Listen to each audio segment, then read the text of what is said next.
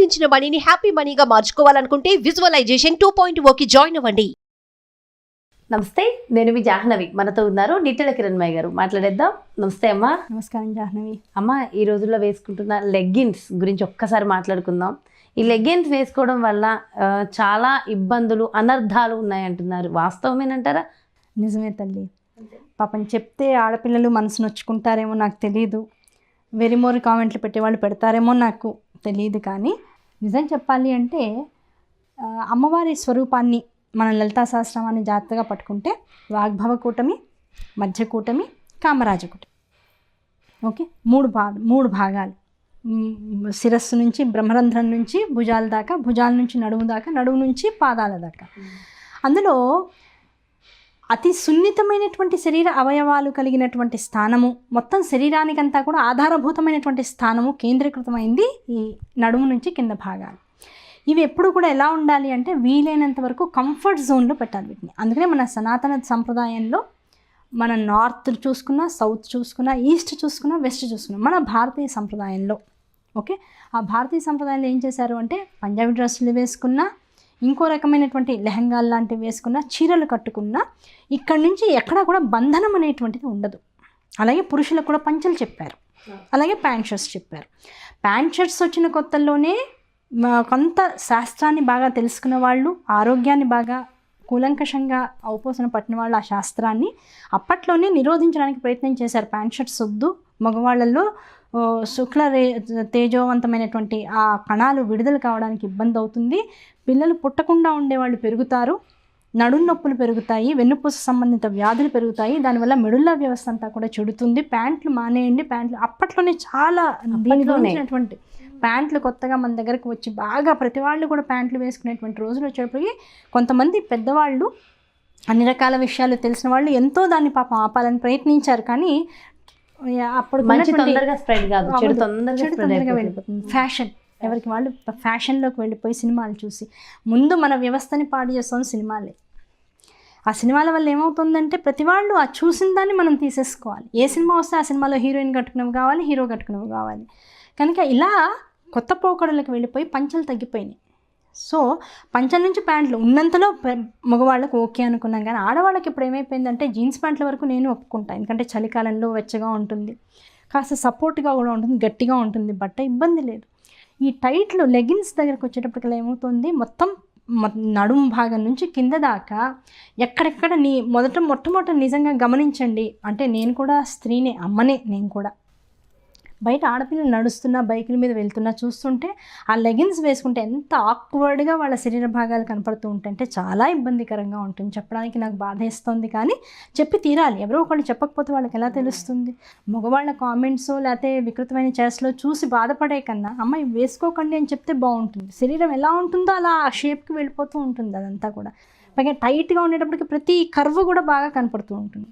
దానివల్ల చాలా ఇబ్బంది ఆడపిల్లలే ఫేస్ చేయాలి. వెంటపడే మగపిల్లలు ఉంటారు, బైకుల మీదే వెంటపడుతున్నారు, ఒక్కోసారి యాక్సిడెంట్ జరిగి ఆడపిల్లలు కింద పడిపోతున్నారు, మగపిల్లలు కింద పడిపోతున్నారు ఈ చేజింగ్లో. దాంతో స్పీడ్ పెంచేసేయడం ఇవన్నీ జరుగుతూ ఉన్నాయి. అలాగే కొన్ని రంగులు ఎలా ఉంటాయంటే అసలు వేసుకున్నారా వేసుకోలేదా అన్నట్లుగా కాంట్రాస్ట్ కలర్స్, అసలు వేసుకోలేదేమో అన్నంత స్కిన్స్ కలర్స్లో వెళ్ళేటప్పుడు అసలు దూరం చూసి అయ్యో ఏంటి ఇలా ఉన్నారు పిల్లలు అనేంత ఆలోచన మాకే కలుగుతుంది. అంటే చూసే చూపు ఒకటి బాలేనప్పుడు, సమాజం బాలేనప్పుడు, పైగా ఆడవాళ్ళకి మగవాళ్ళకి ఎంత సాన్నిహిత్యం పెరిగి ఇద్దరు సమఉజ్జీలు అనేటువంటి సమాజంలో పోకళ్ళు వస్తున్నా అవయవాల విషయంలో, బాడీ షేమింగ్ విషయంలో వేలెత్తి చూపించే వాళ్ళు ఇంకా ఎక్కువయ్యారు. ఇంకా ఇదివరకు సభ్య సమాజంలో తక్కువ ఉండేవాళ్ళు, ఇప్పుడు ఎక్కువయ్యారు. ఎంత చదువుకుంటుంటే అంత మూర్ఖులు అయిపోతున్నాం మనం. బాడీ షేమింగ్ ప్రకారంగా చూస్తే లెగిన్స్ కరెక్ట్ అయినటువంటి సాంప్రదాయం కానే కాదు. దానికి తోడు సైంటిఫిక్ రీజన్స్లోకి వెళ్తే ఈ నడుము దగ్గర నుంచి కింద ఉండేటువంటి భాగాలన్నీ కూడా మనకి ఆడవాళ్ళకి ప్రత్యేకంగా ఎలాంటివి అంటే జన్యు సంబంధమైనవి. అంటే మనం పిల్లల్ని కనాలన్నా, లేదు వాళ్ళు కడుపులో ఉన్నప్పుడు పోషించేటువంటి దృఢమైనటువంటి శరీర భాగాలుగా వాటిని మలుచుకునేటువంటి శక్తి ఆడవాళ్ళకి భగవంతుడు ప్రత్యేకంగా ఇచ్చాడు. కనుక ఇవన్నీ కూడా ఎలా ఉంటాయి అంటే చాలా సున్నితమైనటువంటి అవయవాలుగా ఉంటాయి. వాటి మీద ప్రెషర్ కానీ లేదు గట్టిగా లాగినట్లు కానీ చేయడానికి అవకాశం లేదు. దానివల్ల ఏమవుతుంది అంటే ఈ సైడ్స్లో ఉండేటువంటి ఓవరీస్తో పైన ఉండేటువంటి రకరకాలైనటువంటి కండరాలన్నీ కూడా ప్రెషర్కి లోనయ్యి మనకి పిల్లల్ని కనేటువంటి సమయంలో లేదు పిల్లలు పుట్టేసిన తర్వాత కానీ ఇలా టైట్స్ వేసుకోవడం వల్ల మెన్సురేషన్ అంటే నెలసరి వచ్చేటువంటి విధానాల్లో చాలా కంప్రెస్డ్ నరాలు ఎక్కువైపోవడం మూలాన అవి సరిగా అవ్వకపోవడం, ఓవర్గా అవ్వడం, ఈ 2 రకాల సమస్యలు వస్తున్నాయి. డాక్టర్స్ ఒకవైపున ఏం చెప్తున్నారు అంటే ఈ వెరికోస్ వెయిన్స్ ఉన్న వాళ్ళు టైట్స్ అప్పుడప్పుడు వేసుకోవాలి. ఎప్పుడు వేసుకోవాలి? బయటికి వేసుకోకూడదు, రోజు పడుకునే ముందర.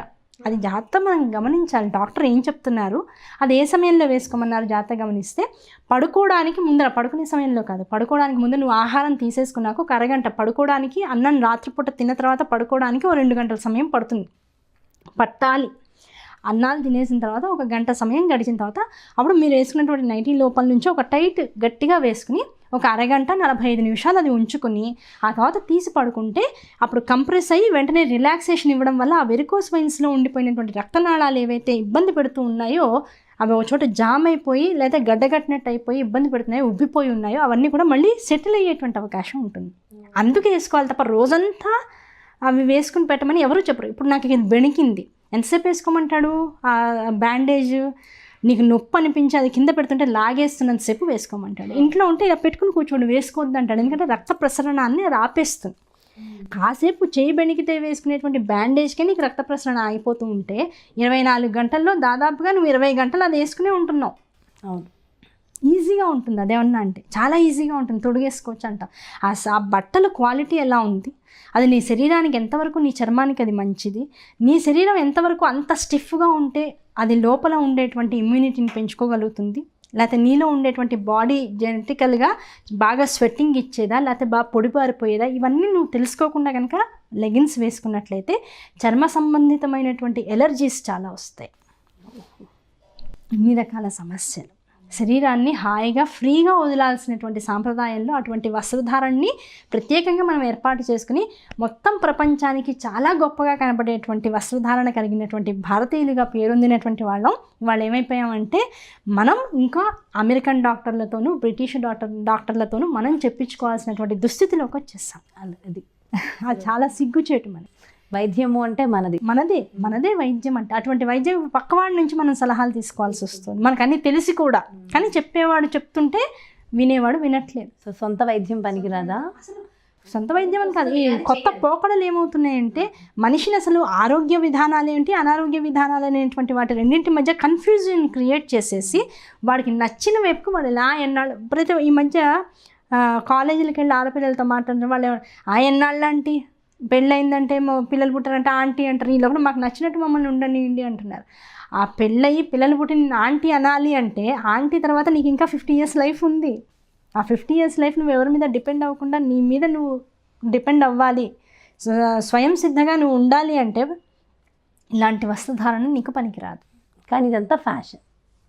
ఆ ఫ్యాషన్ ఏం చేస్తుంది, మనిషికి కాసేపు సుఖాన్ని ఇస్తుంది. కానీ ఈ శరీరము ఫ్యాషన్ ఎంతసేపు, నువ్వు 24 గంటల్లో 20 గంటలు నీతో ఫ్యాషనబుల్ వస్త్రాలతో నువ్వు ఆనందాన్ని పొందావు. కానీ ఈ జీవితం నువ్వు ఆ ఫ్యాషన్ని వదిలేసిన తర్వాత కూడా చర్మము, దాంతో ఉండే ధాతువులు, నరాలు ఇవన్నీ నేను పోషించాలి, నీతో పాటు ఉండాలి. ఇవన్నీ కూడా తీసి అవతల పడేసి నేను కొత్తది వేసుకున్నాను అనేంత కెపాసిటీ నీకుంటే అప్పుడు వేసుకో. చర్మానికి ఎలర్జీ వచ్చేసింది, మచ్చలు పడిపోయినాయి, చుక్కలు వచ్చేసాయి, మొత్తం అంతా పొక్కులు వచ్చేసాయి. నువ్వు ఎన్ని చేస్తే నువ్వు ఆ చర్మాన్ని బాగు చేసుకోగలవు? అవునా కదా? కనుక వస్త్రము అనేటువంటిది ఎంతవరకు అంటే నీకు రక్షణనివ్వాలి, నీ ఆ శరీరానికి ఒక ఆకృతిని ఇవ్వాలి, ఆ చూసేవాడికి మనసుకి ఆహ్లాదాన్ని ఇవ్వాలి, అంతకు మించి అమ్మ అనేటువంటి భావాన్ని కలిగించాలి.